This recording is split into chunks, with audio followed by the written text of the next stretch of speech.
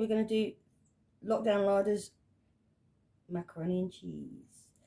I've got the equipment out. I have the spoons, I have a whisk, and I do have a grater. So we're going to move on to what we will need to cook him. For this one, you're going to do a cheese sauce ready for your macaroni and cheese. For it, you will need 2 saucepans though. One for your macaroni, one for your cheese sauce. Okay, we're going to be making something called a roux sauce. So it's based with a butter and a flour. So let me show you the ingredients.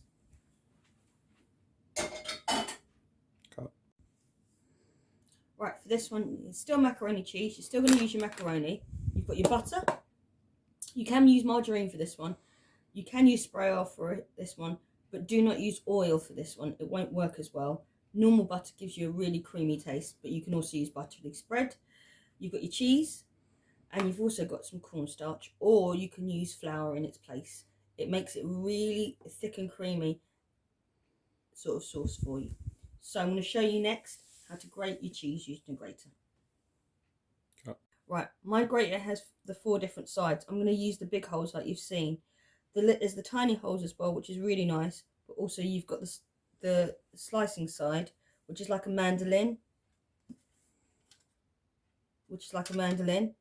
And then you can slice it down the side. You've got here the zester, and on the other side you have the smaller holes. I'm going to go with the bigger ones for today.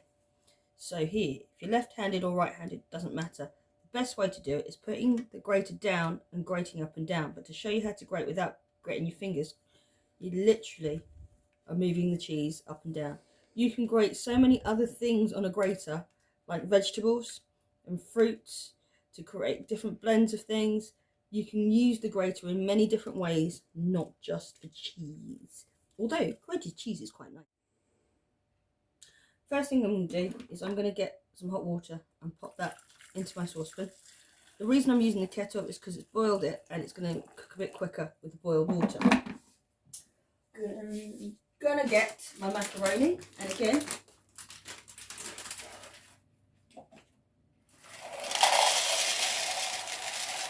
I'm going to measure the same amount out, and then I'm just going to empty it in and put it on the stove to boil. For this, do not put any salt in it, do not put any oils in it, leave it to cook in its own hot water. I'm going to put that on the stove for about 5 minutes and then give it a good stir afterwards. Right, in my second saucepan, I'm going to put the heat on. I'm going to get my teaspoon. I'm going to get a nice decent size of my butter. So it's going to be 1 in, let it melt, then you get another one, similar sort of size, pop that in.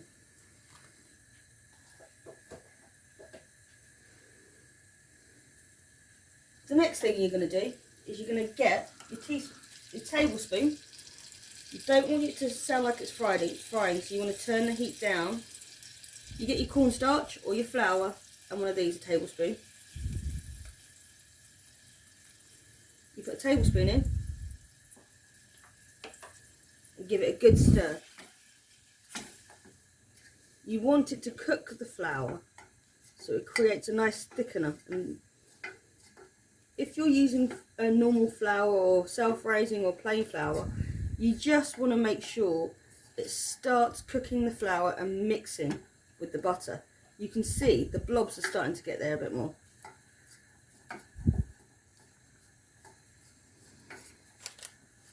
So you can see it's starting to come together and it's a bit more buttery and gloopy at the bottom. You will need your spoon to keep stirring it. You do not want it on a high heat, you want it on quite a low heat, because you don't want to overcook your flour. You can see it's starting to come together in the start of a roux. This is also similar to how you start doing choux pastry with your flour and your butter. So you start cooking that flour off until you can see it's absorbed into that corn flour. You see that? You get your milk. I'm again using 300 ml of milk. I'm going to pour it slowly in, so a little at a time, and give it a good stir. You'll see that ball of flour and butter start breaking up again, and you want to make sure you get the lumps out now, otherwise you might have a lumpy sauce. So give it a good stir. First bit is a small one, a small pour of milk first. Get all your lumps out. Keep stirring. As you can see, it starts to change colour. You want to keep stirring, and then keep adding your milk slowly to that mix.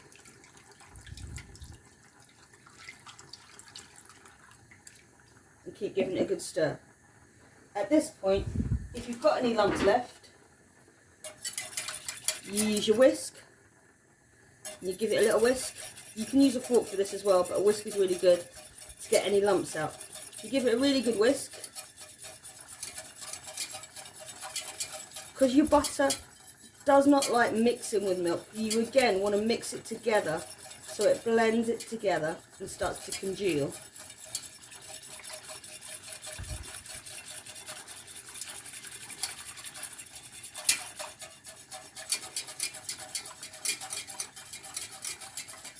At this point, you can start adding your cheese in. So I grate some of my cheese.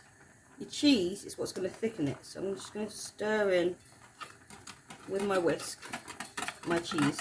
You can stir it in with your spoon. Give it a good whisk. If you're using a whisk, you'll find your sauce might come out a bit smoother. If you're using a spoon, you need to keep stirring it a little longer. When we put our pasta to boil, you'd see it starts sticking if you don't stir it. So you've got to give it a good stir. You'll find the colour will start changing with the whitish sort of colour in it, like your rice did with the starch. So you want to make sure that your pasta is fully cooked. At the moment, you can see it's still cooking away, so it's not really that soft. The way to tell that is to get it out with your spoon and not drop it on the table. Get it out with your spoon, and you can get another spoon, and if it doesn't cut with the spoon, it's not cooked yet, and it will just fall back into the pot. So you need to make sure it's soft and it's cooked all the way through for this recipe, and give it a good stir so it doesn't cling to each other. And what you'll find is if you did give it a good stir, a bit like mine, it won't clump as much together.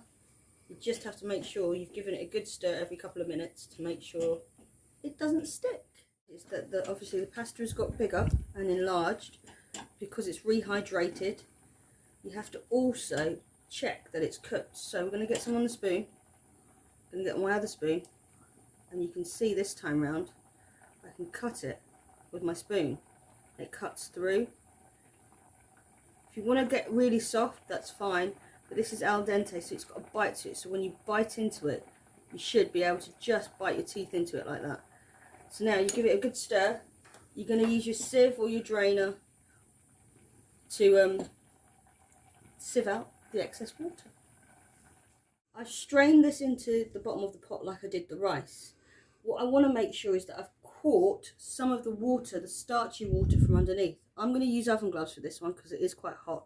But if you want to use something to make sure and put it aside, you'll find that you have your starchy water underneath. At this point, this is where you can use this like an Italian recipe and use some of the starchy water in your cheese sauce. You do not have to. You can see it's starting to cream up. You do not want to split it, so you have to keep stirring it a bit. At this point, I've got some of my water. Put a little bit more in, and also, because I like the taste of it and I think it's quite good, I'm going to put some garlic granules in, or you can put fresh garlic in, you can put onions in, you can put a variety of different flavours in. So I'm going to start off with my garlic salts because I don't have fresh garlic. I'm going to put a teaspoon of fresh garlic in, or a teaspoon of garlic salt to give it a stir. Again, paprika. It's only going to be a pinch of paprika. You can see, pop that in. You don't obviously have to add those bits to it, and you can see it will start thickening up as well. I'm also going to do a pinch of salt and pepper at this point too.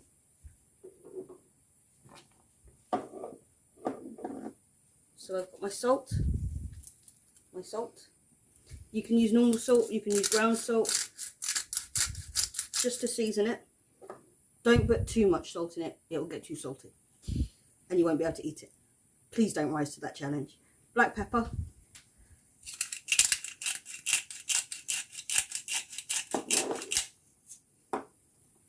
Give it a good stir. And you can see it's starting to come together. You want it on quite a low heat. And it's a bit thinner than the last cheesy sauce, but that's because as it cools down, it will start to congeal to get you that nice thick sauce. You don't want to overdo this one because it's a roux sauce. Put my macaroni without the water back in its pan just to save on the washing up. You can put this in oven-proof dish and put it back in the oven and cover it with cheese if you want. The next thing you're going to do is you're going to pour your cheese sauce into it, making sure you get all to the bottom. It will smell cheesier than the last one, and you can see it's coating it. You need to keep giving it a good stir, and it will coat all the bits of the cheese on that.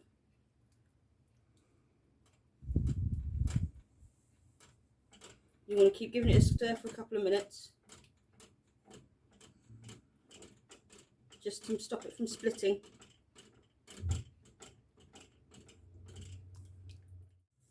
What I've done is I emptied it from the saucepan and mixed up all the bits together, because what I like is a really nice crispy top on my macaroni cheese. It's a nice cheesy top.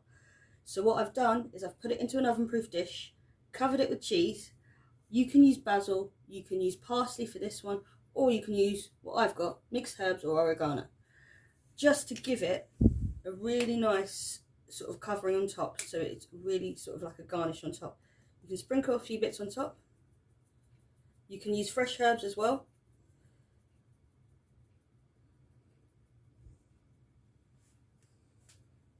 And as you can see, the second sauce has started to congeal a bit as it's cooling down, in that sense, to make it a really nice creamy sauce that you can eat as well. You can eat it like that, or you can pop it in the oven to get your crispy topping on top. I'm going to pop it in the oven on 190 degrees or gas mark 5 to cook and just get a nice cover on top. You can also put it under the grill. Right, as you can see, the cheese sauce is now bubbling inside. You can smell it, and it smells really, really nice, and you can really smell that cheesy macaroni smell. What you also can see are the bits here that are going to be the crispy bits, and the bits on the top where it's caught the top of the macaroni. You will also find that inside it, it'll be really nice and creamy. So what I'm going to do is I'm going to show you with a little spoon what that sauce has now coated it, and it's really creamy and bubbly underneath, so it's coating all of that macaroni. You can have this as a main meal. You can have it as an accompaniment, so it accompanies something else with your dinner. You can have this without the macaroni. You can have it with different pastas. You can put it with spaghetti. You can use the recipe for the cheese sauce for loads of different other cheese saucing recipes, like lasagna.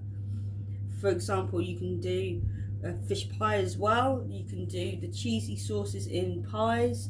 You can have loads of different ways of using that roux cheese sauce that we did for this in anything that has the cheesy bechamel sort of sauce to it.